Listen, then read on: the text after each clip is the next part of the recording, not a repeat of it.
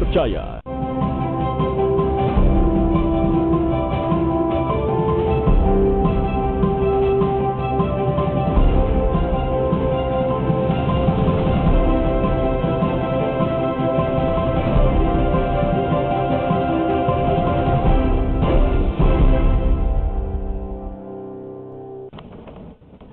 Selamat pagi saudara, apa kabar Anda di pagi hari ini?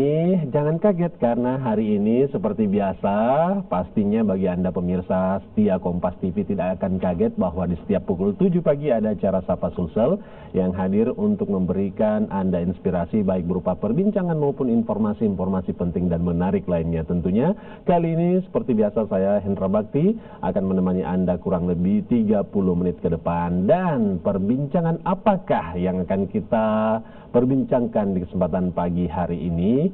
Sekali lagi bahwa di Makassar banyak sekali anak-anak muda yang kreatif dan tentunya ini baik pria maupun wanita punya karyanya masing-masing. Salah satu karya yang saat ini sedang ada di studio adalah tas cantik ini. Tas cantik ini ketika dilihat begitu menawan, tapi ini adalah sebuah karya yang dibuat melalui tangan, hasil buatan tangan dan kerajinan tangan dari seorang wanita yang menggeluti bakat dunia kerajinan tangan ini dengan berbagai produk lainnya. Kita akan membahas ini bersama dengan Ayusti Dirga. Halo, selamat pagi, assalamualaikum. Apa kabar Ayusti? Alhamdulillah baik. Ayusti ini sebagai pembuat kerajinan tangan sekaligus owner dari Ayus Project. Ayus Project. Oke, sesuai namanya nih ya, owner dari Ayus Project. Nah, di studio ini sudah ada beberapa karya yang dibawa oleh Ayus seperti ini. Boleh mungkin diperlihatkan ke pemirsa. Ini karyanya cantik sekali ya. Kalau kita lihat sih tas ya. Wow, ini di dalam, ini bisa dibuka ya? Bisa. Oke, kita lihat di dalamnya. Ah, ini dia. Wow, ini dia karya dari Ayus. Ayus. Wah, ini dari tali ya? Iya. Tali apa ini? Tali kaos. Tali kaos. Iya. Oke, tali kaos. Oke, selain itu ini lagi masih ada tadi, boleh lebih detail lagi diperlihatkan. Ah, ini ada brandnya nih, Ayus. Bayangkan seorang anak muda sudah memiliki brand sendiri ya. Selain itu, oh boneka-boneka. Halo, ketemu lagi nih pemirsa. Jangan lupa nonton Sapa Sulsel. Oke, ada lagi. Ini, wow, ini berupa tas nih ya. Wow, cantik sekali ya. Bisa dilihat nih. Ini kayaknya tali apa nih? Lain lagi nih. Orang-orang sih bilangnya benang poli. Benang poli, oke, Ya. benang poli nih, mantap nih hasilnya ya. Oke, kita langsungkan dulu perbincangan kita. Wah, ini bisa dipakai juga nih, yang luarnya nih ya. Oke, ini yang transparan. Nah, ini Ayus. Oke, baik, kita mulai perbincangan kita.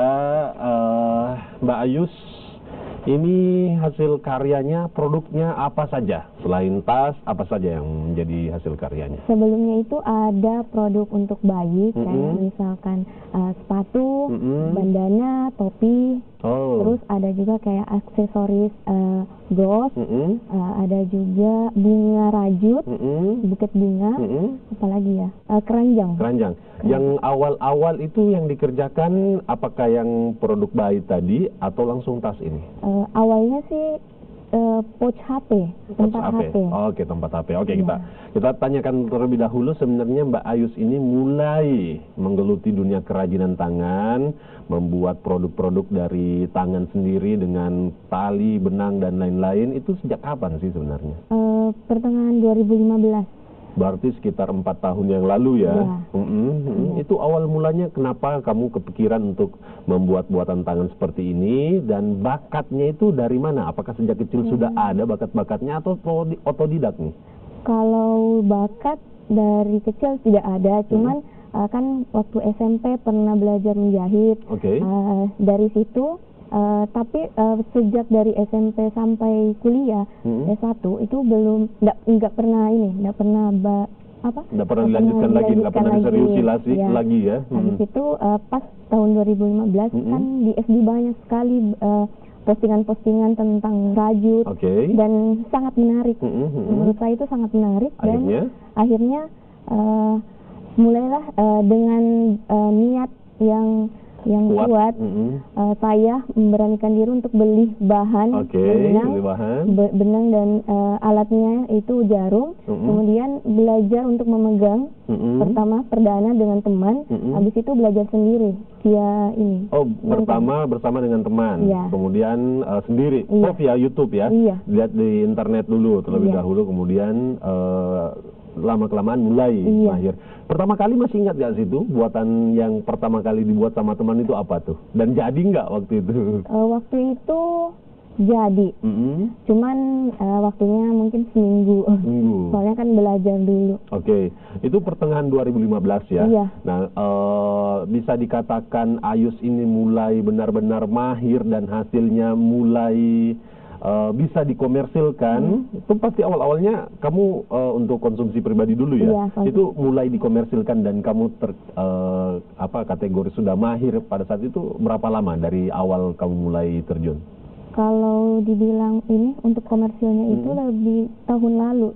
Baru 2018 pertengahan. Karena kan sebelumnya tinggal di Jogja. Dan di Jogja banyak sekali karya-karya rajut dan membuat saya tergerak sendiri untuk kenapa saya tidak bisa mempublikasikan hasil karya saya. Apakah dengan banyak sekali karya-karya rajut di Jogja pada saat itu membuat Anda ini menjadi sebuah kesempatan? Atau jangan-jangan ada pemikiran ketika sudah banyak sekali pasarnya seperti itu, terus baru memulai dengan hasil yang mungkin belum terlalu bagus awal-awalnya, kenapa kamu berani? Apakah dengan banyaknya produk-produk saat itu, kamu berani tampil untuk menjadi pesaing dari mereka? Saya pikir kalau di Makassar sendiri kan, saya berpikir pas di Jogja, sepertinya kalau di Makassar itu masih kurang, kurang hasil-hasil rajut. Saya bawa apa yang saya inginkan di Jogja, bawa ke Makassar dan memulai untuk membuat hasil-hasil karya rajut yang bisa memenuhi kebutuhan para konsumen. Jadi sayang nih ya sebenarnya Makassar juga mungkin terlihat dari masyarakatnya juga ya. Mungkin mereka masih lebih kepada memilih hasil buatan pabrik dan lain-lain. Padahal sekarang ini banyak sekali pengrajin-pengrajin seperti Ayus ini yang kemudian memiliki produknya yang tidak kalah dengan hasil pabrik begitu ya. Terus kamu tahun lalu baru berada di Makassar? Tahun lalu. Kemudian di Makassar lah kamu seriusi ini. Itu dibandingkan dengan Jogja, memang di Makassar menurut pandangan kamu belum terlalu ini ya, peminat kerajinan tangan dari orang-orang seperti Mbak gitu? Kalau di Makassar saya pikir enggak terlalu banyak. Dibandingkan Jogja. Mungkin 1-2 tahun ke depan lagi kali ya. Baik, kita lihat lagi produk lain dari Ayus nih. Masih ada ya. Wow, cantik sekali ya. Kalau Anda pegang ini, kalau Anda lihat mungkin tidak akan sama bagaimana Anda menilainya ketika Anda pegang ya. Karena kalau kita pegang ini tebal nih ya. Saya juga sedikit heran ya, begitu rapih sekali. Ini ada simpul-simpul tertentu yang digunakan atau secara acak atau bagaimana? Sebenarnya sih ada polanya. Ada polanya. Setiap tas apakah dengan pola yang sama atau berbeda-beda? Berbeda-beda. Apa nama pola ini? Kalau itu lebih namanya single crochet. Single crochet. Jadi di dunia craft itu ada ya? Banyak. Itu apa saja polanya? Ada single crochet, double crochet, ada triple crochet, tergantung dari kita mau pakai yang mana. Selanjutnya saya masih akan perlihat di sini Ayus bawa banyak ya, karena dia sudah seorang yang sudah begitu mahir. Nah, nih bayangkan nih, cantik banget nih. Bayangkan seorang anak muda memiliki brand sendiri. Nah, Saat ini Mbak Ayus memasarkannya hanya secara online ataukah sudah memiliki galeri sendiri, stand sendiri? Masih online. Masih online? Iya. Waduh, sayang banget ya. Gimana? Nggak ada rencana untuk membuat galeri sendiri? Ada rencana. Kapan ada rencana. Sementara lagi mengumpulkan ini dulu, dana ya. Oke. Oh, cantik sekali ya. Nanti kita akan tanya berapa uang yang harus kita keluarkan untuk bisa mendapatkan tas ini, tas yang lain, tas yang ini juga nih cantik nih kalau menurut saya nih ya. Dan nanti juga kita akan melihat karya-karya lain selain tas dari Ayus ini, tapi setelah jeda tetaplah bersama saya di Sapa Sus.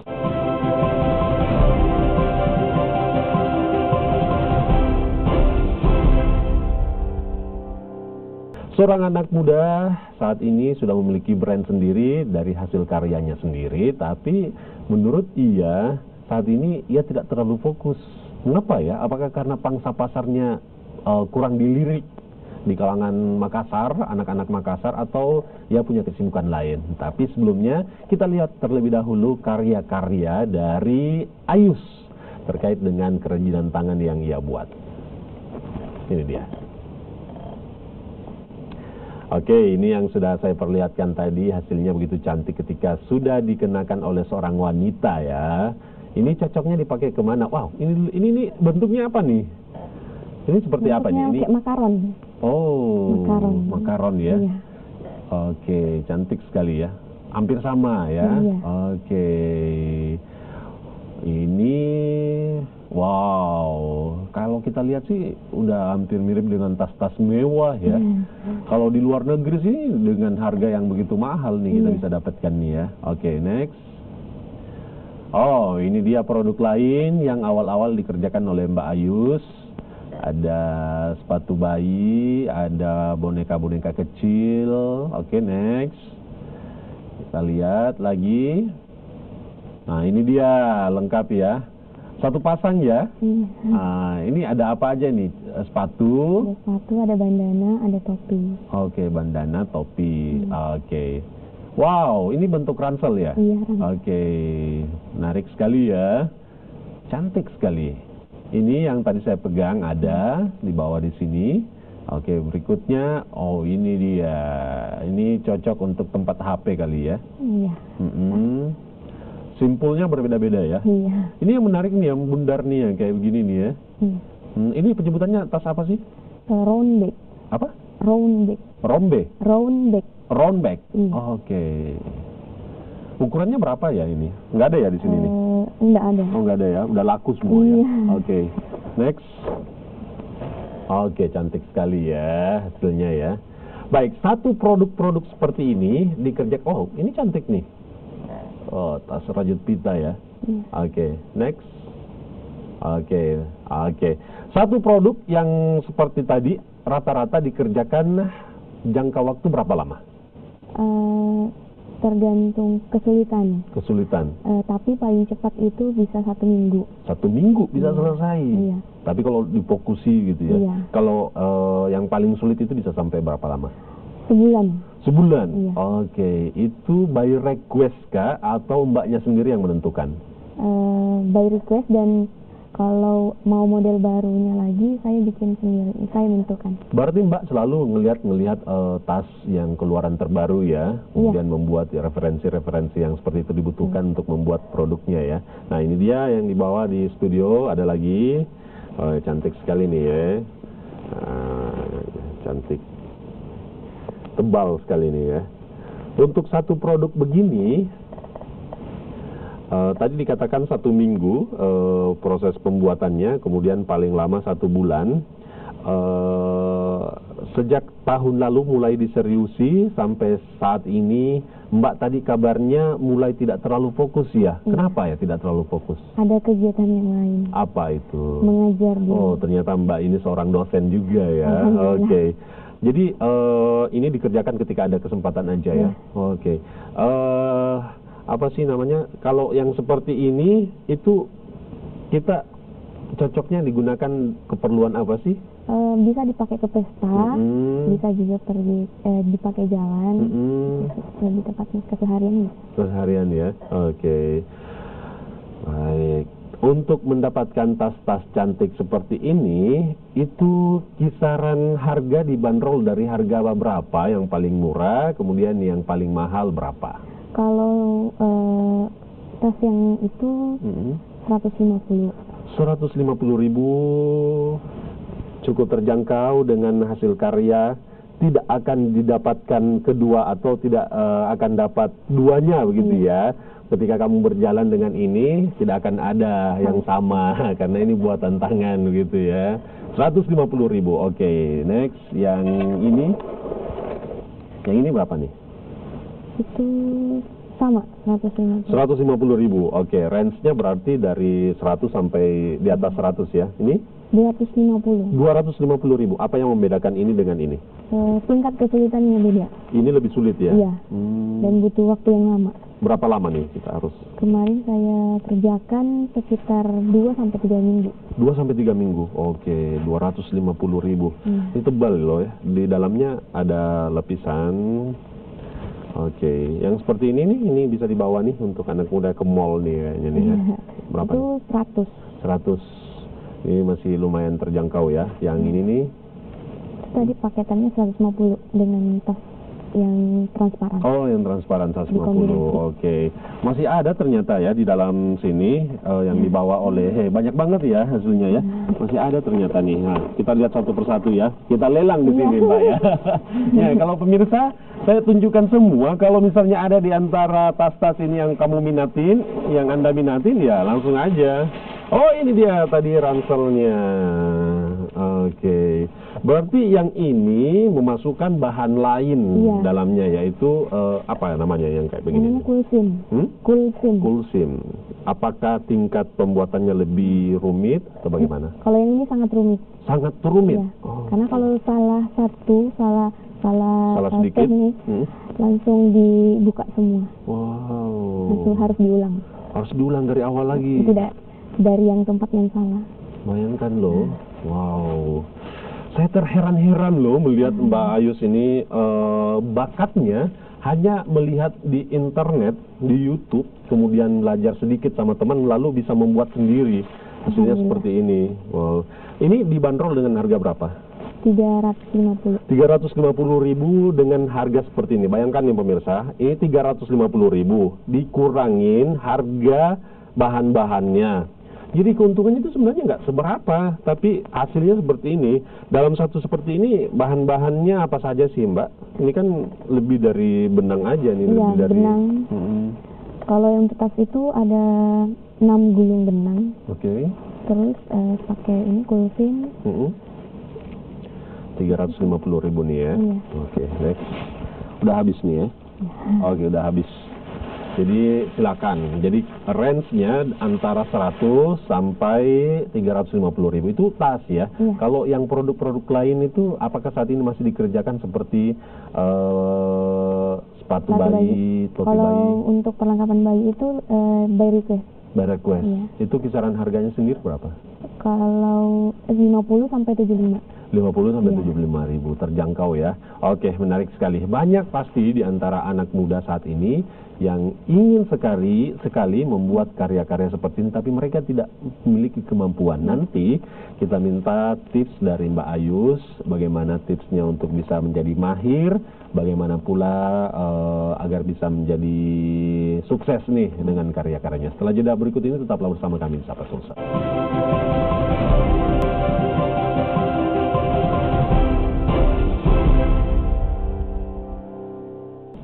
Ada kesempatan bagi Anda yang ingin belajar karena beberapa waktu ke depan seorang Ayus ini ternyata memiliki keinginan untuk membuka galeri, menjual produknya, bahan-bahan untuk merajut dan bahkan membuat workshop gitu ya. Jadi diajarkan mulai dari awal sampai akhir. Itu bisa diceritakan nih Mbak Ayus, rencana itu ada dan kira-kira kapan terrealisasi, sampai sejauh ini bagaimana pencapaian dan persiapannya? Sementara kan masih membuat bahan-bahan produk-produk yang ready. Terus untuk bahan-bahan kayak benang dan sebagainya itu masih dipilih-pilih.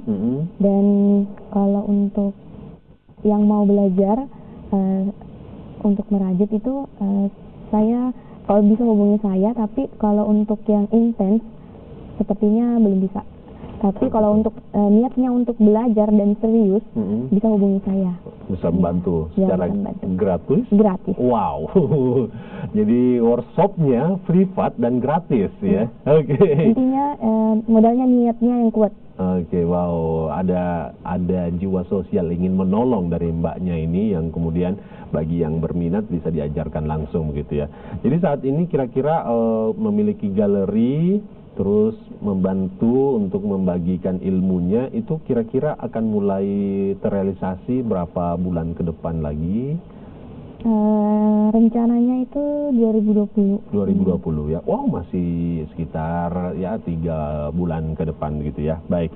Nah, sekarang ini banyak nih anak-anak perempuan, bahkan minggu-minggu lalu juga saya menghadirkan laki-laki yang membuat kerajinan tangan seperti ini. Karena sekarang sudah tidak terkotak-kotakkan lagi nih kerajinan tangan. Bahkan laki-laki juga menekuninya. Itu artinya di Makassar peminat dengan kerajinan tangan seperti ini tuh sudah mulai tinggi begitu ya. Nah, bagaimana nih tipsnya untuk bisa bukan hanya sekedar sebuah rencana tapi memulainya bagi pemula, dan bagaimana yang pemula tapi mengalami kesulitan, apa yang harus mereka lakukan sebagai seorang senior di dunia rajut gitu ya, apa nih tipsnya? Tipsnya sih pertama kuatkan niat. Niat dulu apakah benar-benar mau belajar. Kalau niatnya sudah kuat, dan dibantu dengan tindakan, beli benang, beli bahan dan alatnya, kemudian cari belajar sendiri atau bisa bantuan dengan teman, atau dengan cara nonton di YouTube atau cari pola di internet banyak. Oke, berniat yang kuat, fokus, banyak belajar. Praktekkan. Karena banyak orang hanya ngelihat-ngelihat aja nih, tidak mau memulai begitu ya. Betul. Kita tampilkan lagi karya-karyanya sambil Anda perlihatkan, Anda lihat satu persatu mana yang Anda suka, kemudian nanti saya akan sebutkan nama Instagram dan kontaknya yang bisa Anda hubungi. Oke, ini dia hasil karya dari Ayus. Next, tas yang cantik. Berikutnya kita percepat aja, lihat hasil-hasil dari karya Mbak Ayus. Oke, cantik sekali ya. Nah, ini yang ada di studio. Kapan-kapan Mbak Ayus ajarin saya merajut. Saya ingin membuat topi koboi. Boleh. Oke. Topi koboi dari bahan ini bisa ya? Kalau untuk bahan ini berat. Berat ya? Oke. Nah, tadi yang Anda lihat itu range harganya dari 50, itu berupa sepatu anak-anak, bandana dan lain-lain.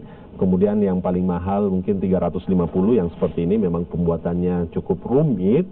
350 dengan dikurangi bahannya, keuntungannya hanya sekedar berapa begitu ya, tapi hasilnya tidak akan ditemukan di mana-mana begitu, Anda sendiri yang memakainya. Baik, kemana orang yang ingin memesan dan melihat karya-karyanya, yang bisa dihubungi di mana dan lain-lain bisa disampaikan sekarang, dipromosikan produknya.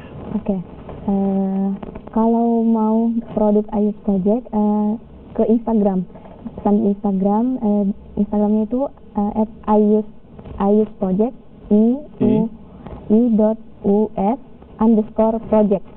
Oke, i.us_project. Oke. Ya, atau bisa kalau mau dibalas dengan cepat di nomor 081 146 02343. Sekali lagi. 081 146 02343. Anda bisa beli di sana, Anda bisa memulai perbincangan dengan Ayus, apakah Mbak Ayus ada kesempatan untuk mengajarkan Anda. Dan tentunya karya-karyanya ini dijamin kisaran harga yang murah begitu ya. Oke, terima kasih banyak Ayusti Dirga yang sudah hadir di studio Kompas TV Makassar menyampaikan hasil-hasil karyanya. Saya berharap dari sini ada yang terinspirasi membuat brand sendiri, kemudian memasarkannya. Selain membantu orang memiliki karya yang bagus, percaya diri membawanya karena tak ada samanya, Anda juga sudah membantu membantu diri Anda sendiri dengan pundi-pundi rupiah yang bisa Anda hasilkan. Tadi disampaikan Mbak Ayusti, dalam satu bulan bisa terjual 10 buah, itu sudah cukup lumayan ya. Terima kasih sudah hadir, sukses untuk Ayusnya Project, dan semoga kedepannya makin banyak lagi peminatnya ya. Selamat pagi saudara, kami tutup Sapa Sulsel sampai di sini. Hendra Bakti pamit, sampai jumpa, selamat pagi.